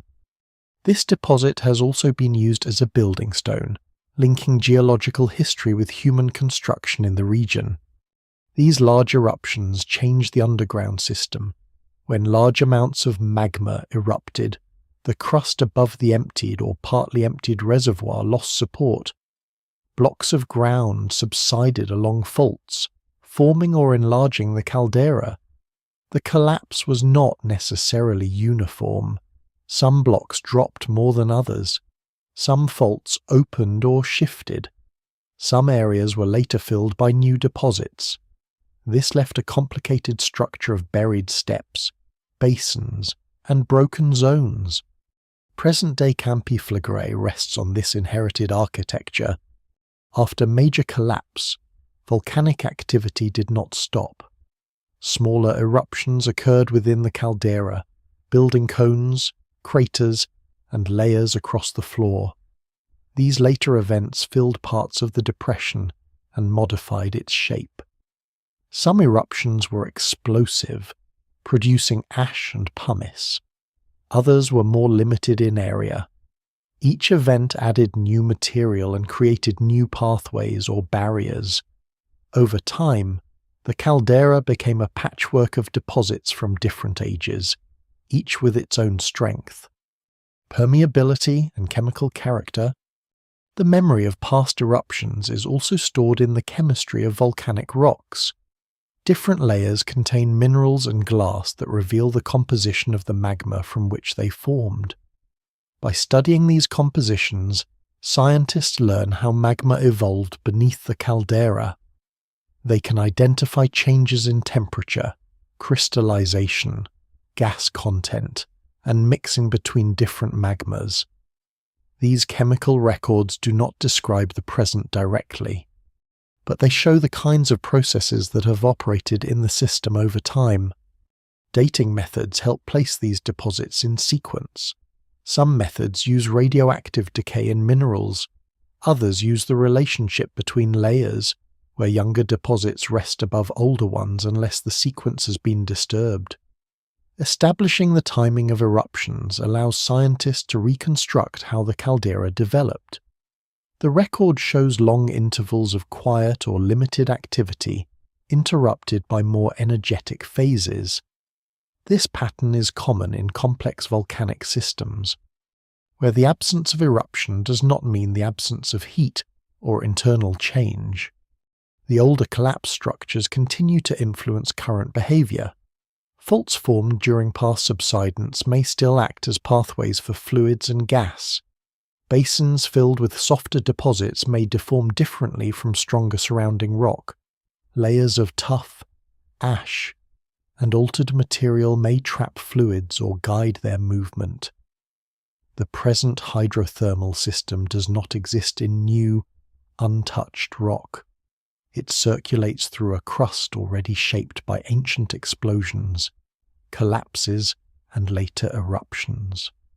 This inherited structure helps explain why Campi Flegrei does not behave like a simple volcanic cone. Its activity is distributed across a wide area because the caldera floor contains many possible pathways and weak zones. Eruptive vents in the past opened in different places within the depression. Ground movement today is also spread broadly rather than focused only at one summit. The old caldera memory gives the present system its wide, restless character. The study of old deposits also places modern unrest in a longer context.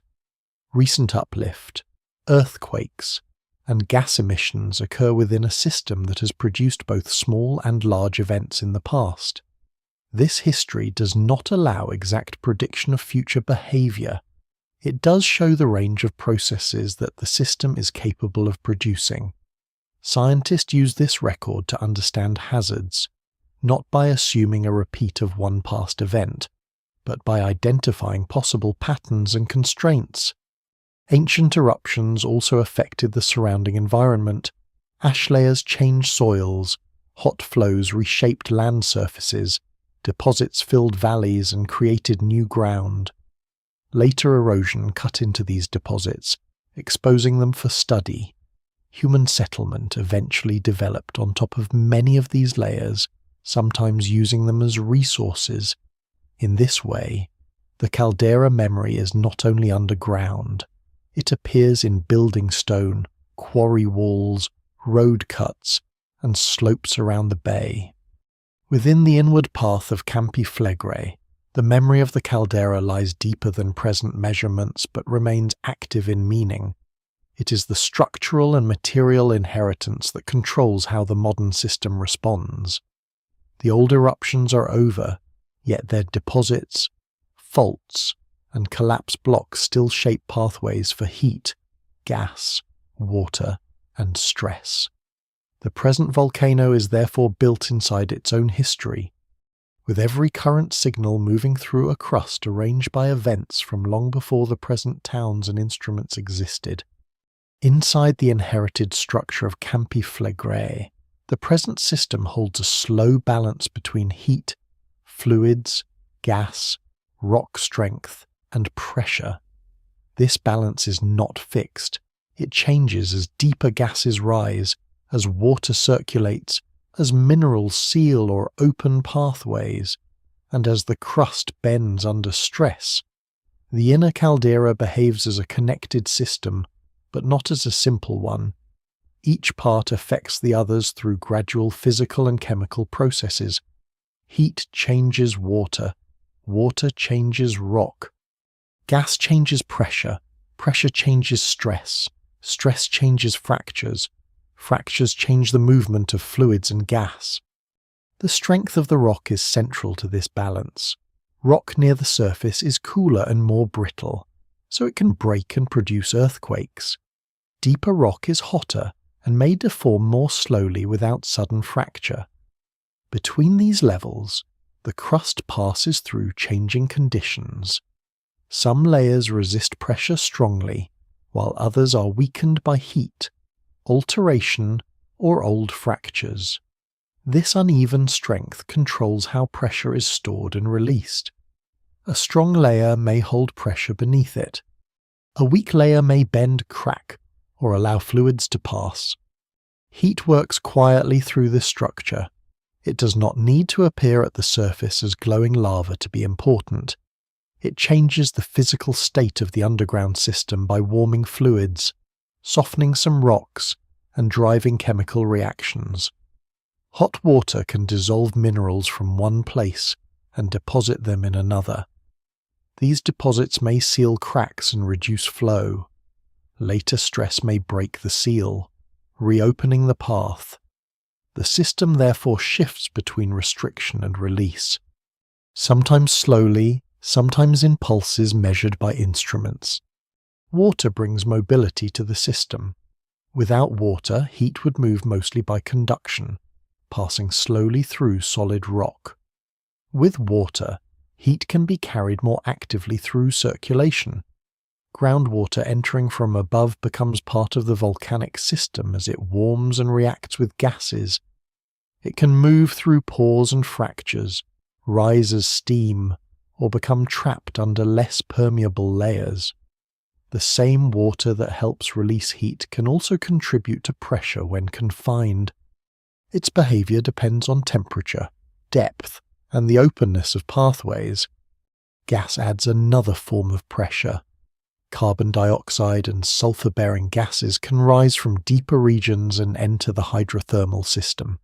Some gas dissolves in water, some moves through fractures, some accumulates beneath barriers. As gas input changes, the pressure balance can shift. A greater supply of gas may increase surface emissions if pathways are open. If pathways are restricted, it may increase internal pressure instead. The same deeper input can therefore produce different surface signs depending on the state of the shallow crust. The inner stress balance also depends on time. A process that is harmless when slow may become more important when it accelerates. Gradual uplift allows the crust to adjust through small earthquakes, fluid flow, and slow deformation. Faster uplift may increase stress more quickly than the system can release it. Even then, the outcome remains uncertain because release can occur through several routes. Gas may find new paths, fractures may open, pressure may redistribute across the caldera. The system does not follow one required path. Earthquakes mark moments when this balance changes abruptly in small places. A fracture slips, and energy travels through the rock. The event may be brief, but it reflects a longer build-up of stress. Many small events can show that the shallow crust is adjusting. Their depth and location help identify which parts of the structure are involved.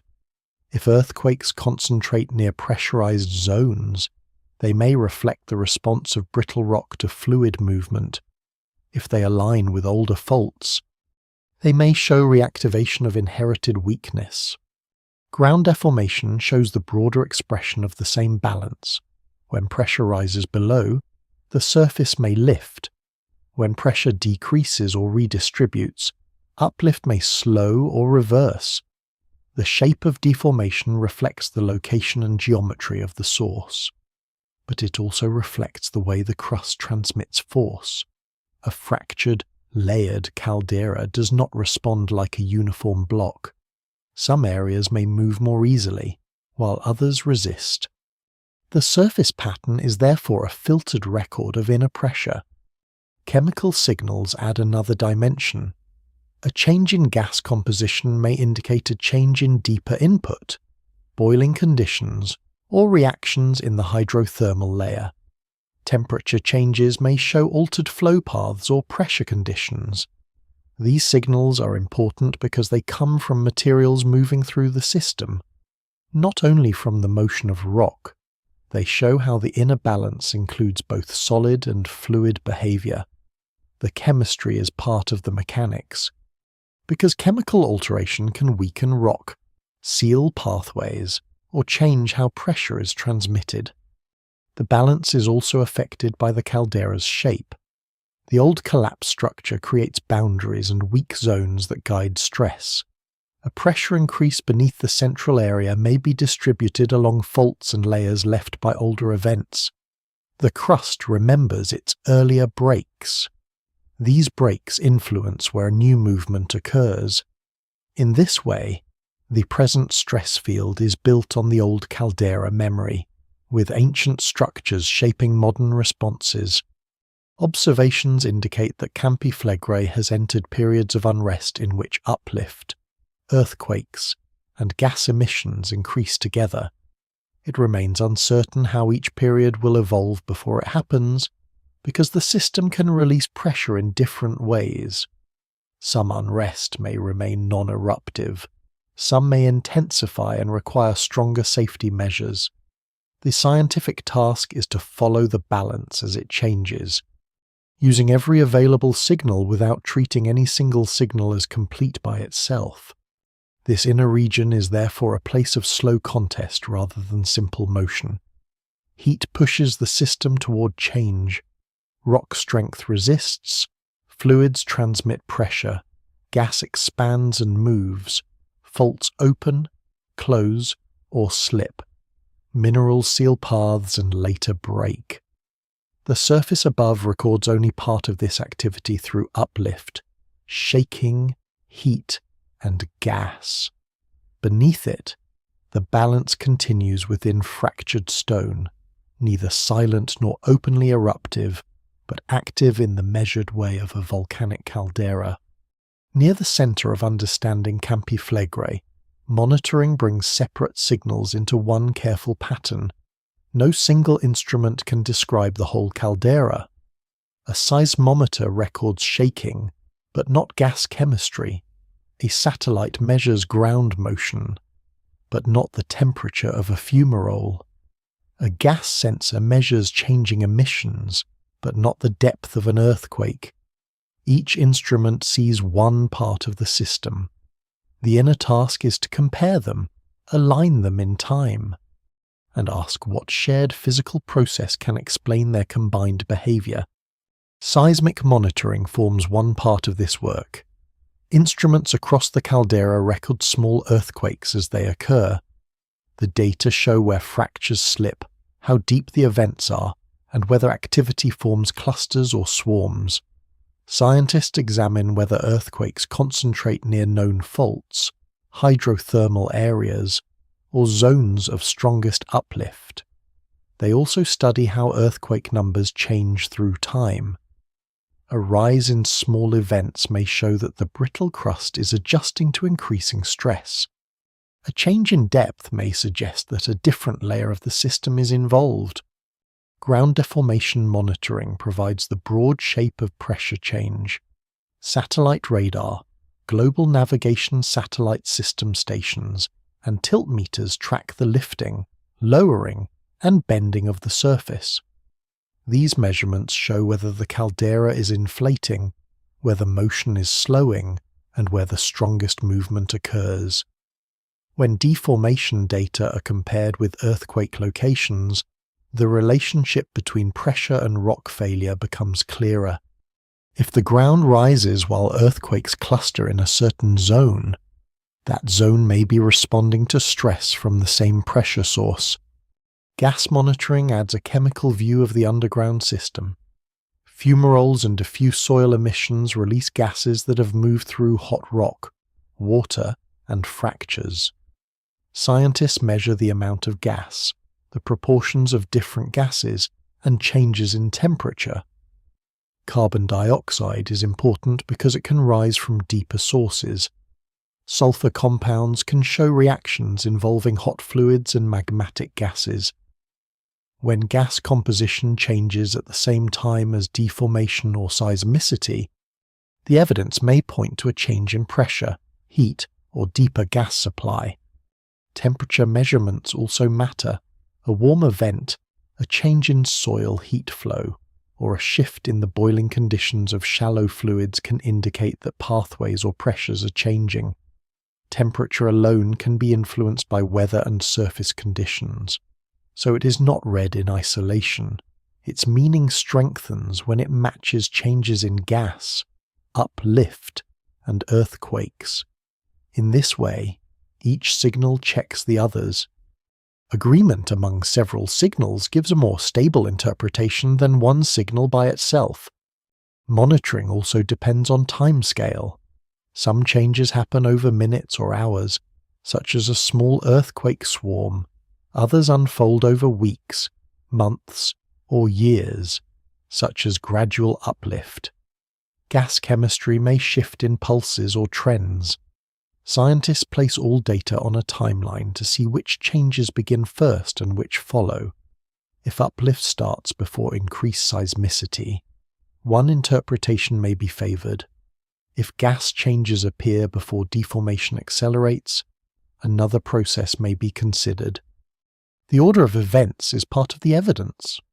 The interpretation remains cautious because different processes can produce similar observations. A shallow hydrothermal pressure increase can lift the ground and trigger earthquakes. Deeper magmatic gas input can also increase pressure and change gas chemistry. A sealed pathway can cause pressure to build without immediate surface gas increase. An opened pathway can increase emissions while reducing pressure elsewhere. The same surface sign may therefore have more than one possible cause. The strength of monitoring lies in combining signs and testing which explanation fits them all. Models help connect observations to physical processes. A deformation model can estimate the depth and size of a pressure source. A seismic model can outline zones of weakness. A gas model can describe mixing between deep gas, groundwater, and shallow reactions. These models do not replace observation. They are tools for organizing it. When new data arrive, models are adjusted, rejected, or refined. The goal is not to force the caldera into a simple form, but to improve the match between evidence and explanation. Campiflagre is watched closely because people live directly above and around the active system. Monitoring is therefore scientific and practical at the same time. Data support hazard assessment, civil protection planning, and decisions about public communication. During periods of unrest, the need for clear interpretation becomes stronger. Scientists must distinguish between expected fluctuations, meaningful changes, and signs that require heightened attention. This work depends on steady observation rather than sudden certainty. The inner signals are also compared with the long record of the caldera. Present uplift can be placed beside earlier uplift episodes. Current earthquake swarms can be compared with past sequences. Gas emissions can be studied against earlier measurements. This historical context does not predict exact outcomes, but it helps define what is unusual and what belongs to known patterns. A present signal becomes more meaningful when it's seen against the behavior of the system over many years. Monitoring networks require maintenance and calibration. Instruments must remain accurate despite weather, urban activity, corrosion, and changing ground conditions. Data must be checked for errors. A sensor may fail, drift, or be affected by local disturbance. Reliable interpretation depends on knowing the limits of the instruments as well as the limits of the volcano itself.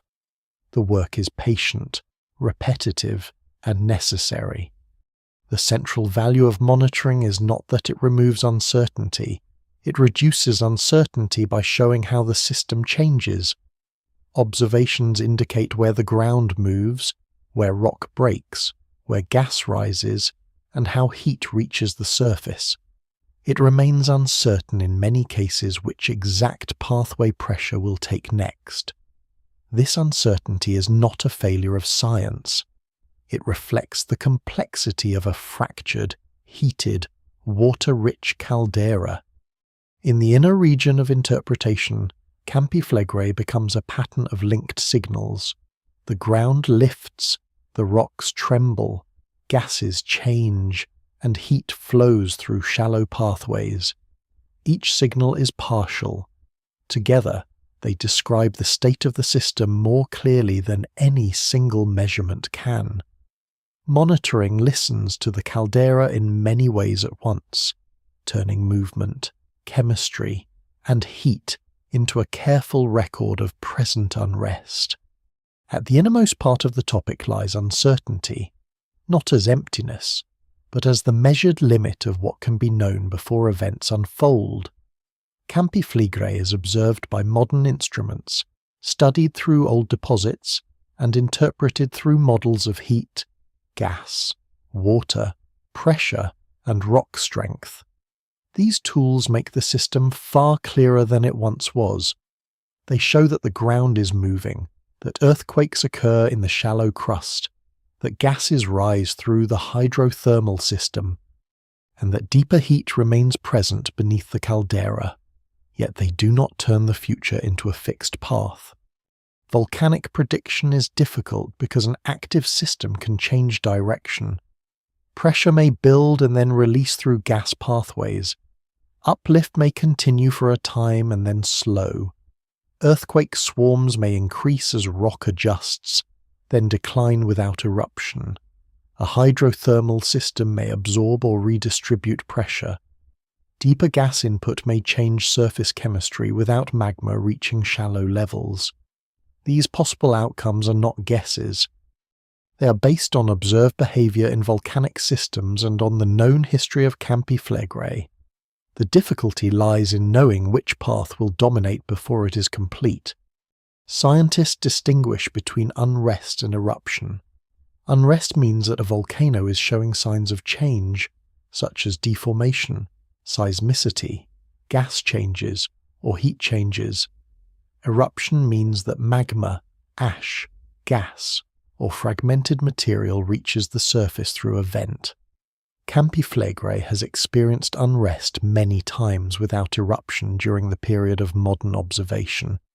This fact is important because it prevents a simple reading of every uplift or earthquake swarm as a sign of immediate eruption. At the same time, unrest remains important because it shows that the system is active and changing. The uncertainty is strongest where several causes can produce similar signals. Ground uplift may be caused by shallow fluid pressure, deeper magmatic input, or a combination of both. Earthquakes may reflect brittle rock breaking under deformation, fluid pressure rising in cracks, or stress changes along old faults. Gas changes may result from deeper supply, shallow boiling, or changing pathways. Each signal carries meaning, but each also needs context. The most careful interpretation comes from comparing all signals rather than choosing one as the whole explanation. The present understanding of Campi Flegrae rests on probabilities and scenarios. A scenario is a possible course of events built from evidence and physical reasoning. One scenario may involve continued unrest without eruption, with uplift, earthquakes, and gas release changing through time.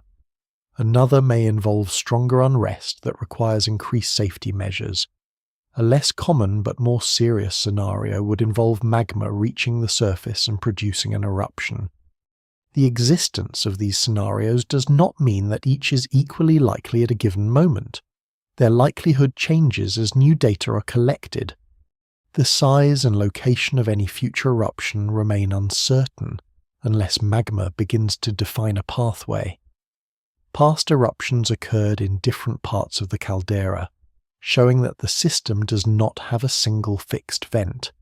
A future vent, if one formed, would depend on the state of fractures, pressure, magma movement, and shallow structure at that time.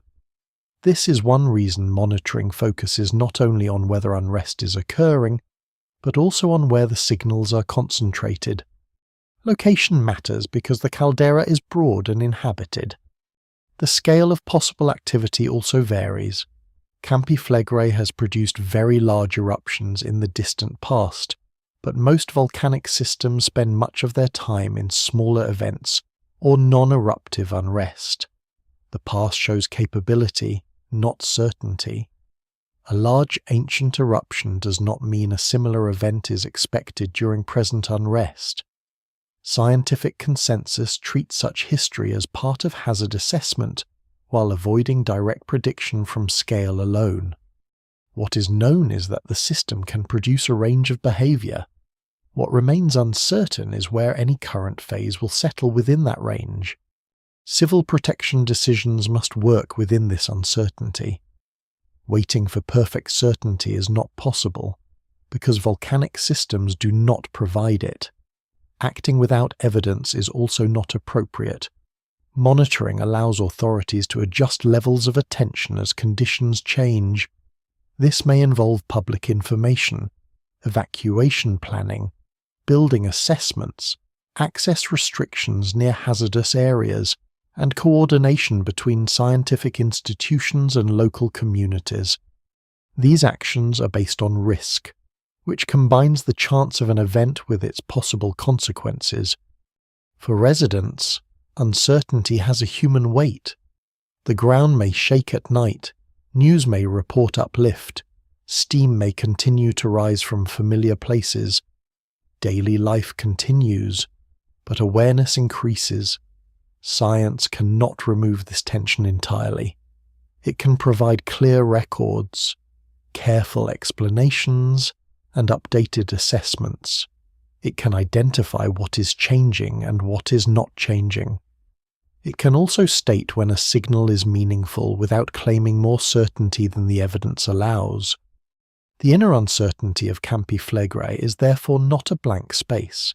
It is a boundary drawn by complexity. The caldera contains old faults, altered rocks, hot fluids, rising gases, and deeper magma-related heat. These elements interact in ways that can be measured but not fully simplified. The present state is read through many instruments, and each new observation improves the view. Still, the exact timing, location, and outcome of future change remain uncertain until the system reveals more through its own behavior. This careful uncertainty is part of honest scientific understanding. It allows what is known to remain firm and what is unknown to remain open. Observations indicate that Campi Flegrei is an active caldera undergoing measurable unrest. They indicate that its surface, shallow crust, hydrothermal system, and deeper heat source are connected. They also indicate that unrest can continue without eruption. It remains uncertain how any continuing phase will evolve, and that uncertainty is watched with steady attention. At the deepest level of the story, the volcano is neither sleeping in stillness nor moving along a certain path. It is an active system held within layers of rock, water, gas, heat, and history. Its signals rise outward from hidden pressure to instruments, coastlines, vents, and towns. The knowledge surrounding it is careful because the system itself is complex. Beneath the surface, change continues slowly, and above it, observation continues with the same patience. The bay grows quiet in the fading light, and the broad volcanic ground settles into shadow without losing its hidden motion. Campi Flegrei remains a place where the surface and the deep earth are joined through slow signs.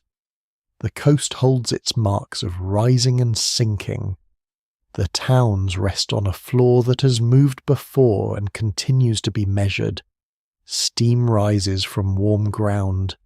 Gases pass through fractures, and small earthquakes show where brittle rock adjusts to pressure. Below these signs, water, gas, heat, and stone remain linked in a complex system. The deeper magmatic source gives warmth and chemical input, while the shallow hydrothermal layer carries that influence upward. Faults guide movement. Sealed pathways hold pressure. Open pathways release it. The caldera does not reveal all of its future at once. It offers patterns, changes, and limits, and science follows them with careful attention. Nothing in this understanding needs haste. The landscape is active, but it is also observed. Its uncertainty is not ignored, and its signals are not treated as simple answers. They are measured, compared, and placed within a long history of collapse, uplift, heat, and renewal. In the quiet of the bay, the volcano remains present beneath ordinary ground, not as a single dramatic shape, but as a wide living structure of rock and heat. Its story continues in slow movement, patient instruments, and the steady work of watching the earth breathe through stone